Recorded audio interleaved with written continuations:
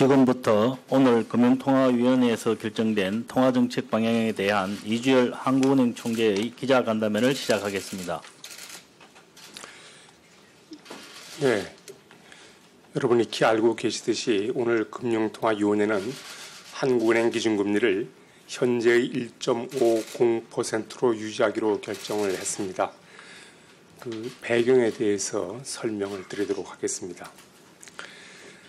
지난 2월 말 통화정책 방향 결정회의 이후의 대외 여건을 보면 선진국과 신흥국 모두 견조한 성장세를 이어가고 있는 것으로 판단됩니다.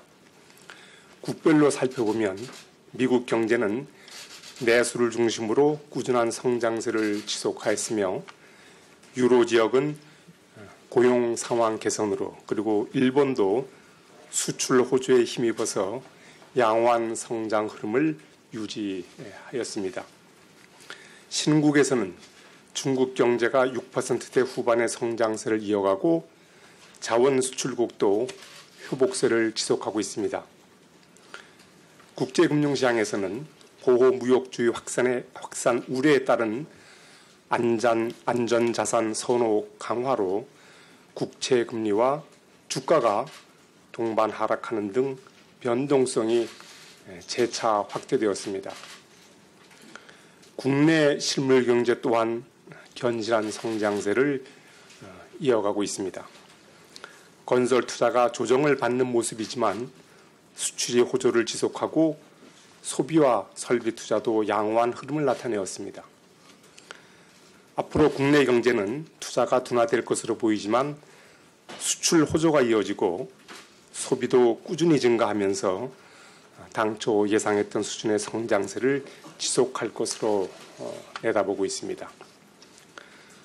소비자 물가는 축산물 가격 하락과 석유류 가격 상승폭 둔화로 상승률이 1%대 초중반 수준에 머물러 있고 식료품과 에너지 가격을 제외한 근원 인플레이션율도 비슷한 수준을 나타내었습니다. 앞으로 소비자 물가 상승률은 점차 높아져서 하반기 이후에는 1%대 중후반에 이를 것으로 예상하고 있습니다. 앞서 설명드렸듯이 국제금융시장의 변동성 확대에 따라서 국내 금융시장에서도 주요 가격 변수가 다소 높은 변동성을 나타내었습니다. 장기시장 금리는 주요국 국채금리 하락의 영향으로 낮아졌고 주가와 원 달러 환율은 보호 무역주의 확대 우려와 북한 리스크 완화 기대가 복합적으로 작용하면서 상당폭 등락하였습니다. 가계 대출은 전반적으로 볼 때 증가 규모 축소 추세가 이어지고 있으나 예년 같은 기간에 비해 여전히 높은 증가세를 나타내고 있습니다. 가계대출 증가세는 계속 관심을 갖고 그 추이를 지켜보아야겠습니다. 주택 매매 가격은 그간 서울 지역에서 비교적 높은 오름세를 나타내었으나 최근 들어 둔화되는 움직임을 보이고 있습니다. 한편 1월 저희들이 경제 전망을 내놓았습니다만 그 이후의 대내외 경제 여건 변화를 고려해서 향후 흐름을 다시 짚어본 결과 금년도 경제 성장률은 지난 1월 전망치와 같은 3.0%, 소비자 물가 상승률은 1월보다는 다소 낮은 1.6%로 전망되었습니다. 경제 전망과 관련된 자세한 내용은 오늘 오후 조사구에서 별도로 설명을 드릴 것입니다. 오늘 금융통화위원회는 앞으로 국내 경제가 견실한 성장세를 이어갈 것으로 예상되지만 미중 간 무역 갈등, 주요국 통화정책 정상화 속도 등 향후 성장 경로상의 불확실성이 여전히 높아 그 추이를 지켜볼 필요가 있는 점, 그리고 수요 측면에서의 물가 상승 압력이 아직 크지 않은 점을 고려해서 기준금리를 현 수준에서 유지하기로 결정했습니다. 앞으로의 통화 정책 방향은 이전에 밝혔던 기존 스탠스의 변화가 없다는 점을 먼저 말씀을 드립니다. 즉, 성장세 지속을 뒷받침할 수 있도록 완화 기조를 유지하는 가운데 금융 안정에도 유의하여 운영해 나갈 것입니다. 그 과정에서 앞서 불확실성 요인으로 언급한 대외 교역 여건과 주요국 통화 정책, 그리고 가계 부채와 지정학적 리스크, 그리고 이뿐만 아니라 외국인 투자 자금의 흐름 등 국내외 여건의 변화를 면밀히 점검해 나갈 계획입니다. 오늘 한국은행 기준금리를 현 수준에서 유지하기로 한 금통위의 결정은 전원 일치였습니다. 예, 지금부터 질문을 받겠습니다. 질문을 하실 때에는 소속과 성명을 말씀해 주시면 감사하겠습니다. 안녕하세요. 저 연합뉴스 김수현이라고 하는데요.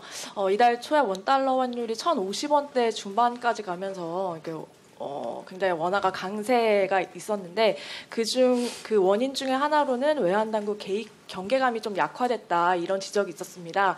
이와 관련해서 좀 어떻게 이 지적을 어떻게 평가하시는지 그리고 관련해서 미국 환율 조작국 지정 가능성을 또 어떻게 보시는지 궁금하고요. 하나 더 말씀드리면 작년 말에 이제 한중이 협력 관계를 이제 정상화하게 되면서 사드 보복이 일부 완화할 거라는 예측이 있었는데 생각보다 지금 뚜렷하지 않은 모습인 것 같습니다. 1, 2월 중국 입국자 수가 여전히 40%대 감소하고 있거든요. 사드 보복 완화와 관련해서 경제 영향이 앞으로 좀 어떻게 전개될 것으로 보시는지 그것도 궁금합니다. 네, 원 달러 환율은 기본적으로 그 전년말 이후에 글로벌 달러화 그 움직임에 크게 영향을 받아서 변동하고 있습니다. 그리고 이러한 그 글로벌 움직임에 더해서 지정학적 리스크라든가 또 미중 무역 갈등 등 그런 대내외 리스크 변화에 따라서 원화 환율이 좀 변동을 하고 있는 그런 모습입니다. 그렇지만 지금 김 기자님 말씀하신 그 어떤 개입 내역 공개가 하락 요인으로 작용할 거라고 하는 그런 아마 의견도 있는 것 같은데 저희들은 이런 개입 내역 공개 그 논의와 관계없이 기본적으로 그 환율 정책에 관한 것은 저희들이 일관된 입장을 유지하고 있습니다. 즉, 그 환율은 기본적으로 시장에서 수급에 따라 결정되는 것이 맞고 단지 어떤 그 쏠림 등에 의해서 급격한 변동이 있을 경우에는 그럴 경우에는 시장 안정화 차원에서 저희들이 노력을 하고 있다 그런 말씀을 드립니다.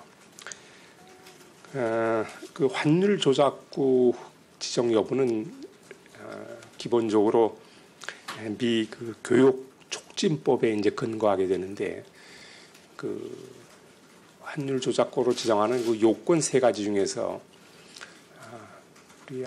우리나라는 그 두 개만 해당되기 때문에 그 법상 요건에 보면은 저희들이 지정될 가능성은 그 낮다 이렇게 저희들은 보고 있습니다. 그렇지만은 또 무조건 뭐 그렇지 않을 거라고 이렇게 예단해서 말씀드리기는 어렵고 저희들이 하여튼 이 문제도 좀 정부에서도 많은 노력을 하고 있고 또 계속 그 좀 뭐라고 할까요? 그 추이를 좀 지켜보도록 하겠습니다.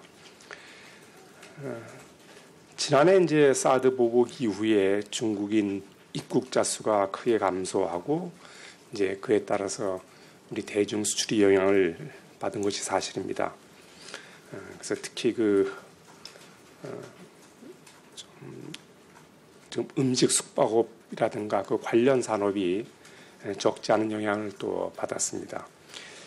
분명히 2월까지 데이터를 보면 그런 사실이 그런 현상이 이제 지속되는 것을 알 수 있습니다. 그렇지만 이제 최근에 한중 관계가 정치 외교적으로도 조금 그 개선 그런 방향으로 나아가고 있고 저희들이 실제로 3월 달에 입국자 수를 보면 아직은 뭐 이렇게 속단하기 힘들긴 합니다만 중국인 입국자가 좀 다소 회복되는 그런 좀 움직임을 저희들이 파악할 수 있습니다. 좀 더 이제 지켜봐야겠습니다. 그래서 저희들이 앞으로는 좀 개선되지 않을까 이렇게 조심스럽게 기대를 해보고 있습니다. 예, 다음 질문 받겠습니다. 네, 한국경제TV 정원우 기자입니다. 먼저 작년 11월에 금리 인상 이후에 이제 시간이 꽤 흘렀습니다. 지금 이제 금리 인상 효과가 어떻게 나타나고 있는지에 대해서 평가를 부탁드리겠고요. 최근에 이제 가계부채 증가세나 뭐 부동산 쪽으로 돈이 쏠리는 점도 여전한 것 같습니다. 작년 금리 인상할 때 이제 주요 요인 중에 하나로 금융 불균형 누적 위험을 꼽으셨던 것으로 기억을 하는데요. 그 이후에 이제 리스크가 커지고 있는 것은 아닌지 이에 대한 평가도 부탁드리겠습니다. 네. 그 금리를 이제 조정하게 되면 그것이 실물 경제까지 미치는 그런 소위 그 파급 효과가 일반적으로 한 1년, 2년 정도 시차가 있는 것으로 이렇게 분석이 되고 있습니다. 그렇기 때문에 지난 이제 11월 금리 인상했으니까 지금 한 5개월 정도 경과했기 때문에 아무래도 그 금리 인상의 효과를 좀 구체적으로 평가하기는 여전히 좀 이르다 하는 생각을 하게 됩니다. 그렇지만 이제 금리를 조정하게 되면 그 여러 가지 경로를 통해서 이제 실물 경제까지 파급이 되는데 1차적으로 그 금융시장에 대한 파급은 비교적 빠르게 나타납니다.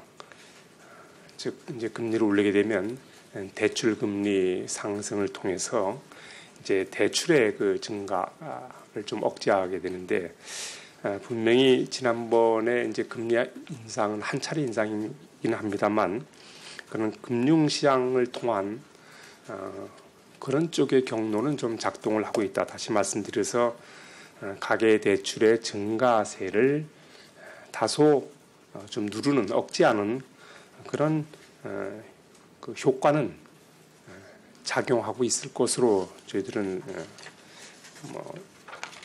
판단할 수 있겠습니다. 그리고 이제 그 가계부채에 따른 금융 안정에 관련된 질문을 하셨는데 최근 이제 가계부채는 전반적으로 볼 때 아까 제가 모두 발언에서 말씀드렸듯이 그 증가 추세는 둔화되는 그런 모습을 보이고 있습니다. 3월 중에 은행권 가계대출의 증가폭이 상당히 컸습니다만 그것은 다른 어떤 또 일시적 요인도 있고 해서 좀 더 저희들이 지켜보겠습니다만은 어떻든 둔화 추세는 이어질 것이다. 그렇게 저희들은 예상을 하고 있습니다. 가계부채에 관련된 또 그에 따른 금융 안정 리스크는 저희들이 누차 설명을 드린 바 있습니다. 다시 한번 말씀을 드린다면 가계부채가 일단 좀 상환 능력이 좀 높은 그런 계층이 아무래도 좀 많이 갖고 있고 또 무엇보다도 금융기관의 어떤 그 자산 건전성 또 그에 따른 복원력이 양호하기 때문에 가계부채 문제가 현 시점에서 금융 시스템 전반에 걸친 그런 리스크로 이어질 가능성은 높지 않다. 그렇지만 가계부채 총량 수준이 이미 높은 수준인데다가 그 증가 추세가 둔화된다고는 해도 여전히 소득 증가율을 웃돌고 있는 그런 것을 감안해 볼 때 저희들이 그런 금융 안정을 저해할 수 있는 그런 잠재 위험 요인이 좀 될 가능성을 미리미리 좀 이렇게 억제할 필요는 있겠다 이렇게 생각합니다. 그래서 가계부채 문제는 당장의 뭐 리스크는 아니라 하더라도 이렇게 중기적으로 봤을 때 분명히 저희들이 그 잠재 위험 요인이 될 수 있기 때문에 가계부채 그 억제 노력은 지속해 나가야 된다 이렇게 생각합니다.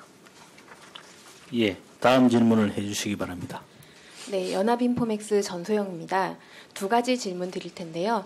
처음에 이제 우리가 한국과 미국의 기준금리가 역전이 되면 외국인 자본 유출에 대한 우려를 했었습니다. 근데 다행히 자본 유출이 없는데요. 반대로 자본이 많이 유입이 됐습니다. 그래서 이런 단기 자금이 대거 들어오는 것이 유출 압력을 높이는 향후의 부메랑으로 작용할 가능성에 대해선 어떻게 생각하시는지 좀 의견이 궁금하고요. 또 그에 대해서 한국은행이 할 수 있는 대비책은 무엇이 있는지 설명을 해주시기 바랍니다.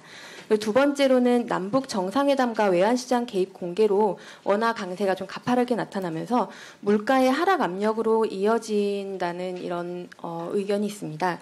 이렇게 되면 금리 정상화의 걸림돌로 작용할 것이라는 우려가 있는데요. 이에 대해서 총재님의 생각은 어떤지 궁금하고요. 환시 개입 공개에 한국은행이 하는 역할이 사실은 좀 보이지 않는다라는 좀 평가도 있습니다. 그 이유에 대해서도 설명 부탁드립니다. 네, 최근 우리 전 기자님이 말씀하신 대로 최근에 이제 차익 거래 유인이 높아지면서 단기성 투자 자금이 좀 들어오는 게 사실입니다. 그렇지만은 그 최근에 들어온 그 규모가 우리 경제 규모 또는 우리 금융시장 규모에 비춰 볼 때 이렇게 큰 규모는 아닙니다. 저희들이 이 단기 자금은 당장 크게 우려하지 않는 게 지금 현재 저희들이 예를 들면 단기 유치 비율을 보더라도 그게 지금 낮은 수준에 아직 머물러 있고 그래도 여전히 그 특히 외국인 투자 채권 투자 자금을 보면 중장기 성향의 자금 비중이 여전히 높습니다. 단기 자금은 일시적으로 들어왔다 나갔다 하는 게 원래 그 속성인데 다시 말씀드리면 그렇게 큰 규모가 들어왔다고 보긴 저희들이 어렵다고 그렇게 하겠습니다.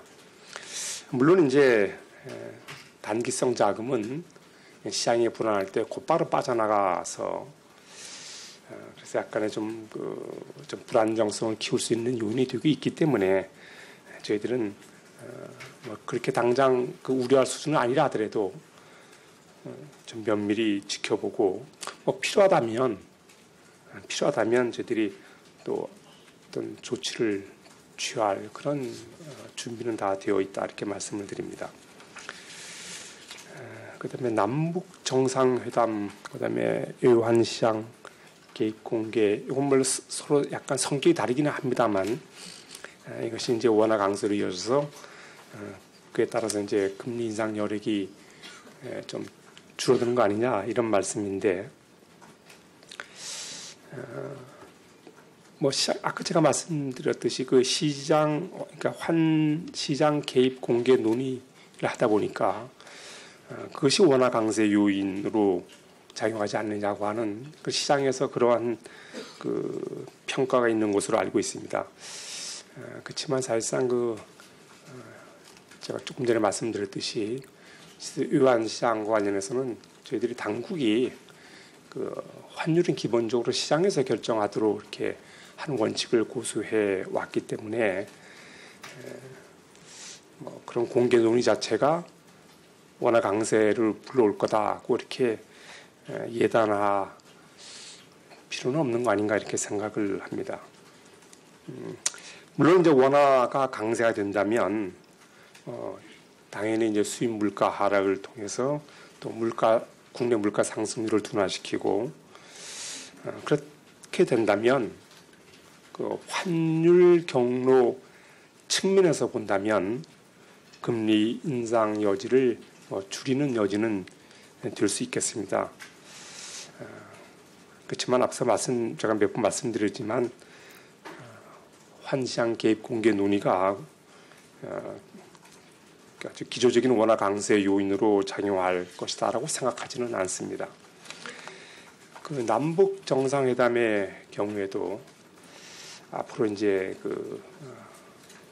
많이 그런 그 리스크가 개선되는 그런 방향으로 나간다면은 물론 지정학적 리스크를 줄여서 이제 뭐 부분적으로는 원화 강세 요인이 될 수도 있겠습니다. 그렇지만 저희들이 통화 정책이라고 하는 것은 이렇게 환율만 또 갖고 하는 게 아니고 우리 경제의 어떤 그 펀더멘탈, 다시 말해서 경기와 물가, 그다음에 또 금융 안정 요인 이런 거를 두루 감안해서 결정을 한다, 이런 말씀을 드립니다. 환시장 개입 공개 논의에서 한은이 하는 역할이 잘 보이지 않는다 그랬는데, 사실상 외환 시장의 개입 정보 공개를 포함해서 외환 정책의 투명성 제고 방안에 관해서는 한국은행이 기재부와 오래전부터 협의하고 있고 지금도 협의하고 있다, 이런 말씀을 드립니다. 예, 다음 질문 받겠습니다. 네, 머니투데이 구경민 기자입니다. 저는 우선 물가 관련해서 첫 번째 질문 드리겠습니다. 그 물가 상승률이 예상보다 낮은 수준을 지속하고 있는데요. 1분기 때 그 부진했던 이유 좀 듣고 싶고요. 하반기 전망을 여쭤보려고 했는데 여기 통화정책 방향에 하반기 에 오름세가 확대될 것이라고 이렇게 적혀 있는데요. 만약에 하반기에도 지금처럼 예상보다 조금 저조한 수준을 유지하게 될 경우에 금리 인상 시기 뭐 7월 정도로 얘기가 나오고 있는데요. 그것도 좀 어렵지 않을까 생각이 들고 통화 정책 방향을 어떻게 설정하실지가 궁금하고요. 아까 환시장 개입 관련해서 말씀하셨는데 그 환시장 개입에 대해서 뭐 다 나온 내용이고 공개 주기를 얼마로 정하느냐가 이제 관건인 것 같은데 뭐 이것 또한 뭐 기재부에서 정할 일이겠지만 하는 총재로서 공개 주기를 어느 정도로 정하는 게 시장에 큰 영향을 주지 않고 갈 수 있는 건지 얼마 정도의 시간이 중요할 거라고 생각하시는지 말씀 부탁드리겠습니다. 네. 그 1사분기 국내 물가 상승률이 이제 낮은 수준을 나타냈는데 그 몇 가지 요인이 있습니다. 한 몇 가지만 들어본다면 이제 축산물 가격의 하락을 들 수 있고, 그다음에 석유류 가격의 또 상승폭이 이제 둔화되면서 전체적으로 물가 상승률을 좀 이렇게 낮추는 그런 요인이 됐고, 또 일부 이제 공공요금을 동결하거나 하락하는 데에도 이렇게 기인하고 있습니다. 근데 이제 앞으로는 어떻게 될 거냐? 저희들이 물가 상승 그 압력이 크진 않고 또 물가 상승 속도가 빠르진 않겠지만 그래도 앞으로 차차 이렇게 그 내수 회복 등의 영향을 받아서 상승률은 좀 높아질 걸로 봅니다. 그래서 하반기 이후에는 1%대 중 또 그 더 뒤로 가면 1%대 후반에 이를 것으로 예상을 하고 있습니다. 그 물가 전망에 관한 상세한 내용은 오후에 조사구에서 또 설명을 드릴 겁니다. 그 환율 외환시장 개입 그 내역 공개 주기를 얼마로 하는 게 좋으냐? 제가 앞서 그 답변에서도 말씀드렸듯이 그런 외환시장의 투명성 제고를 위한 그 방안에 관해서 기재부와 오랫동안 협의해 왔다고 제가 말씀드렸습니다. 이 문제도 저희들이 이 자리에서 제가 그 기재부와 늘 협의해 왔던 사항이기 때문에 현재 이 시점에서 이 자리에서 제가 말씀드린 것은 좀 적절치 않다, 이렇게 생각합니다. 양해해 주시기 바랍니다. 예, 다음 질문해 주시기 바랍니다. 네, 안녕하세요. 저 블룸버그 통신의 엄재영 기자입니다. 이미 알고 계시다시피 그 내외금리 역전 때문에 그 FX 스왑 시장에서 이제 달러 선호도가 높아졌고 좀 재정거래 자금이 유입이 되면서 그 단기 금리를 전체적으로 늘렸는데 이 과정에서 국내 장기 투자 기관들의 해외 투자 비용이 점차 늘어나고 있거든요. 네. 그래서 최근에 FX 스왑 레이트 움직임에 좀 쏠림은 없다고 보시는지, 이게 과거 금융 위기나 아니면 금리 역전기나 이때하고도 비교해도 지금 하락세가 가파르거든요. 그래서 쏠림은 없다고 보시는지 좀 여쭙고 싶고, 향후 급변동 시 좀 안정 조치 계획이 있으신지 그거에 대해서 여쭙고 싶고요.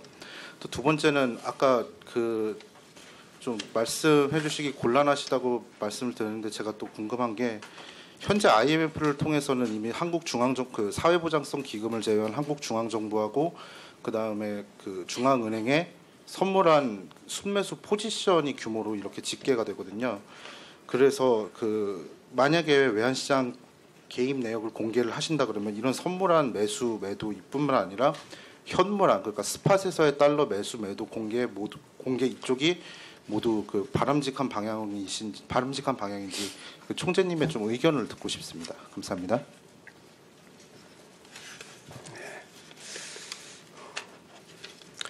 네, 지금 그 기자께서 그 질문하셨듯이 최근에 이제 스왑 레이트가 큰 폭으로 하락을 해서 국내 기관 투자자들이 이제 해외 증권 투자할 때 그 환해지 비용이 증가하고 있는 것으로 저도 이렇게 파악하고 있습니다. 최근 이제 스왑 레이트가 큰 폭으로 하락한 것은 국제금융시장에서 리보 금리가 이제 또 빠르게 상승을 했습니다.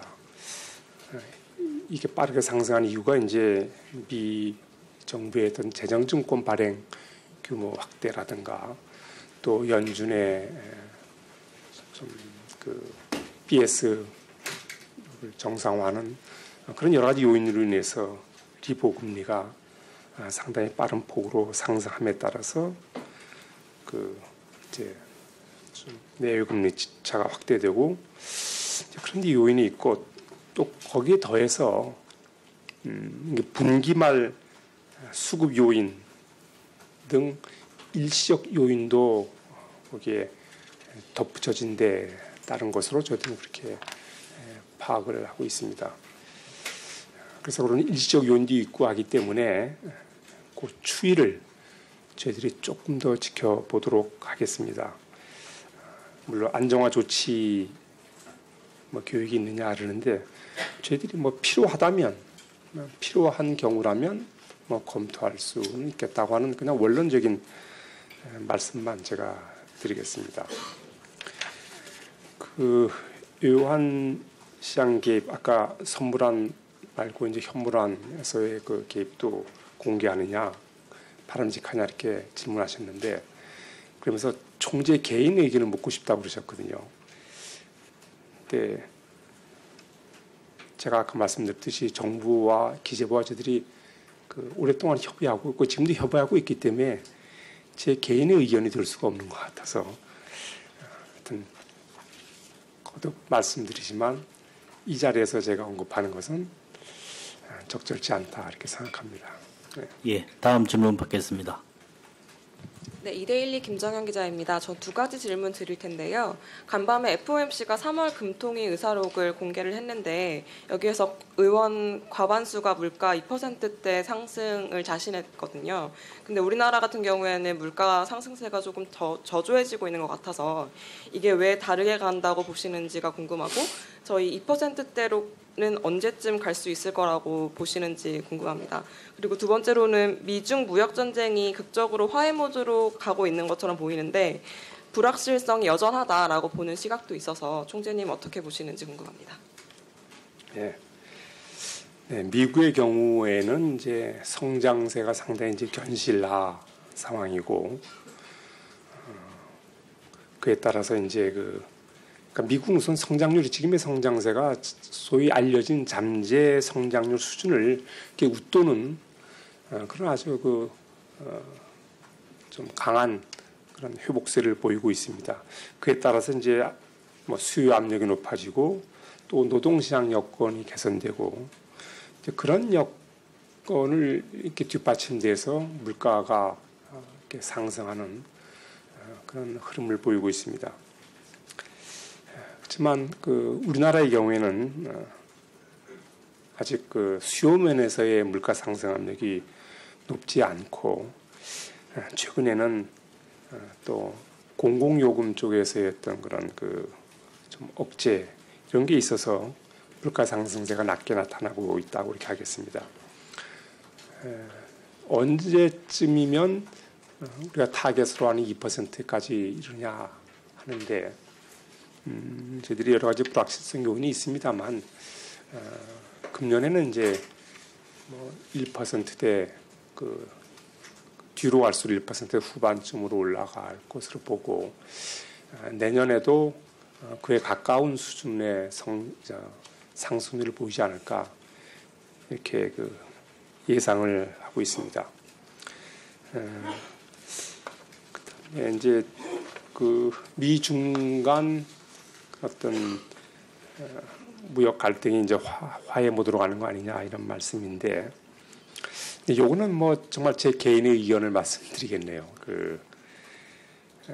이제 최근에 중국이 시장 개방을 확대한다든가 하는 방침을 이제 그런 개방적인 자세를 보이면서 그런 소위 그 전향적인 자세를 보이면서 이제 미중 간 갈등이 이렇게 확산되지 않는 것으로 이렇게 예상을 하고 있습니다.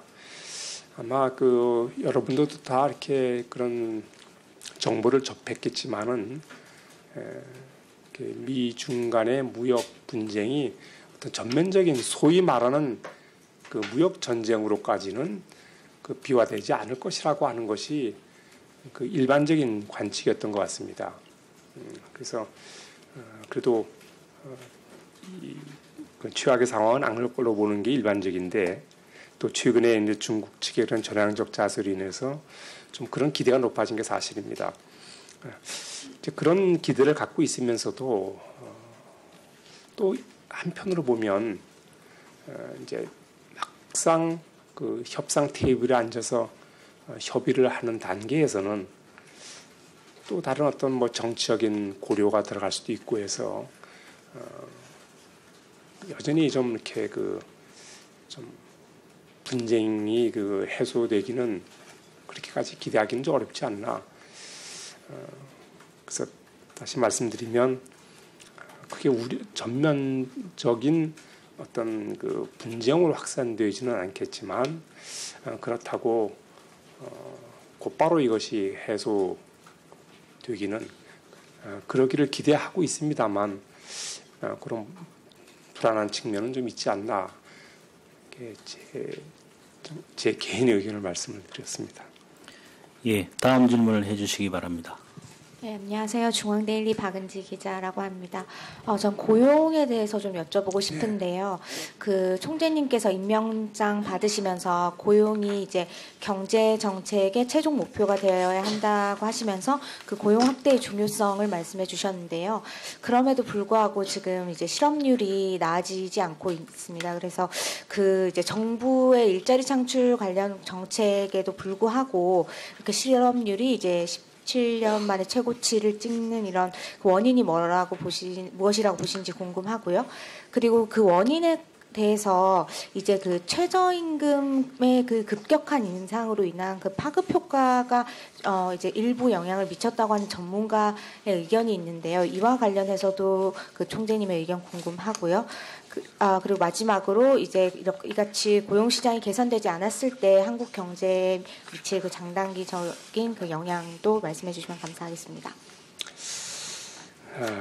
네, 그 정부가 이제 일자리 창출을 위해서 많은 노력을 이제 좀 쏟고 있습니다만 그에도 불구하고 최근 이제 2월 또 3월 취업자 수 증가 규모가 좀 낮은 수준에 10만 명대에 이제 그쳤습니다. 그래서 최근 고용 상황에 대한 우려가 이렇게 큰 것으로 저희들은 알고 있습니다. 근데 이제 최근에 특히 2월, 3월에 그 소위 취업자 수 증가 규모가 이렇게 저조했던 것은 우선 그 금방 나타나는 그 표면적인 요인 한두 가지 꼽는다면 우선 외국인 관광객 수 회복이 지연되고 있는 점, 그리고 일부 기업, 일부 산업에서 구조 조정이 진행됨에 따른 그런 영향, 그것이 이제 작용한 측면이 저희들은 있다고 봅니다. 물론 이제 일시적 요인 외에도 좀 노동시장의 이중 구조라든가 또는 우리 경제가 자본 기술 집약적 제조업을 중심으로 성장세を이어가고 있다든가 하는 그런 구조적 요인도 크게 작용하고 있다고 하겠습니다. 그래서 이런 고용 상황의 근본적인 개선을 위해서는 단기적인 어떤 노력도 물론 중요하고 그와 동시에 어떤 소위 장기적 관점에서의 구조 개혁 노력이 필요하다고 하는 것은 제가 누차 이렇게 말씀을 드린 바가 있습니다.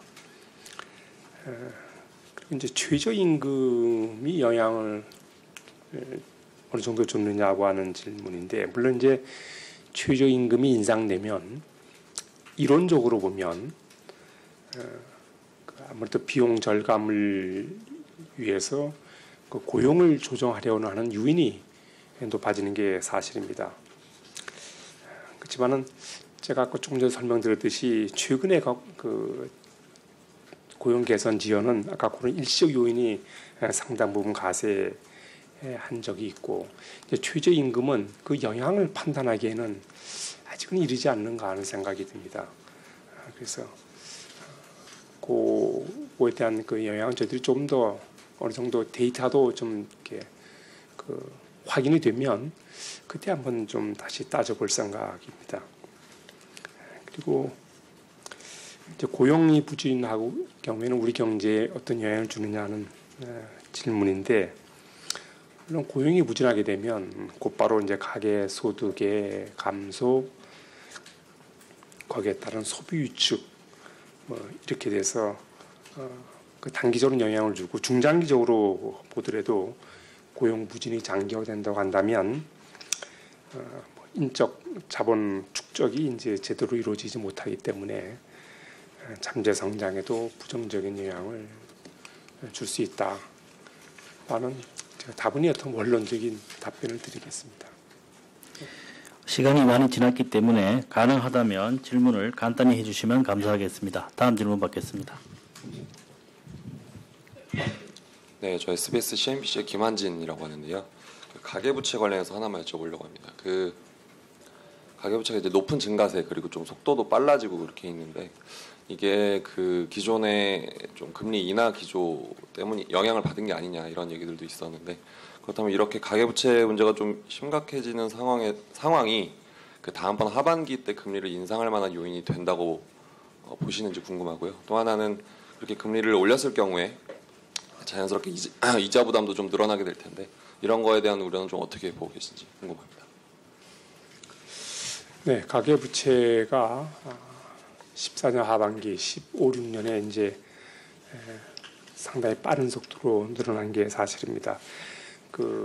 제가 여러 번 밝혔듯이 가계부채 증가하게 된 배경에는 물론 금리 인하도 거기에 작용한 게 사실입니다.